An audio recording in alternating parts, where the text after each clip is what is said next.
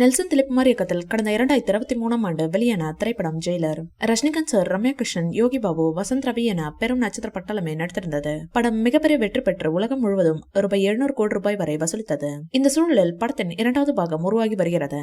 படத்தின் ஷூட்டிங் அட்டப்பாடியில் மும்முரமாக நடந்து வரும் சூழலில் வீடியோ ஒன்று சமூக வலைதளங்களில் ட்ரெண்ட் ஆகி இருக்கிறது. ஜெயிலர் 2 பாகம் பொங்கல் தினத்தில் வெளியாகும் என தகவல் வெளியாகி உள்ளது. அதற்கு முன்னாடி கூலி திரைப்படம் வெளியாக உள்ளது.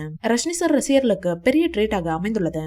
அதே பொங்கல் தினத்தில் தான் தனுஷ் சாரின் D56 திரைப்படம் வெளியாக உள்ளது. மாரி செல்வராஜ் இயக்கத்தில் தனுஷ் நடிப்பில் பெரிய பட்ஜெட் படமாக உருவாக உள்ளது.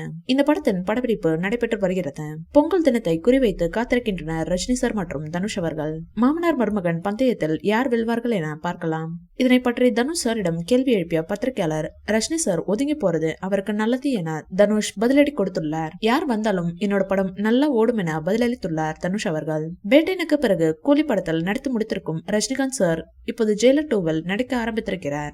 இதில் அவருடன் ரம்யா கிருஷ்ணன், யோகி பாபு என முதல் பாகத்தில் நடித்தவர்களும் கமிட் ஆகி இருக்கிறார்கள். சமீபத்தில் கூட ரம்யா கிருஷ்ணன் ஜெயிலர் 2 ஷூட்டிங்கின் முதல் நாளில் கலந்து கொண்டதாக புகைப்படம் வெளியிட்டு தெரிவித்திருந்தார். இந்நிலையில் புதிய வீடியோ ஒன்று வெளியாகி இருக்கிறது. அதன்படி ஷூட்டிங் நடந்து வரும் அட்டப்பாடியில் ரஜினிகாந்த் சார் தங்கியிருக்கும் ஹோட்டலுக்கு வெளியே அவரது ரசிகர்கள் கூடிவிட்டனர். அதை அறிந்த ரஜினிகாந்த் சார் ஹோட்டலுக்குள் செல்லும் போது காரில் இருந்து இறங்கி ரசிகர்களை பார்த்து மகிழ்ச்சியுடன் கைகளை அசைத்துவிட்டு சென்றார். அதை பார்த்து ரசிகர்கள் உற்சாகத்தில் தலைவா தலைவா என்று கூக்குரல் இட்டனர். இந்த வீடியோ பிடிச்சிருந்தா லைக் பண்ணுங்க, ஷேர் பண்ணுங்க, எங்க சேனலை சப்ஸ்கிரைப் பண்ணுங்க.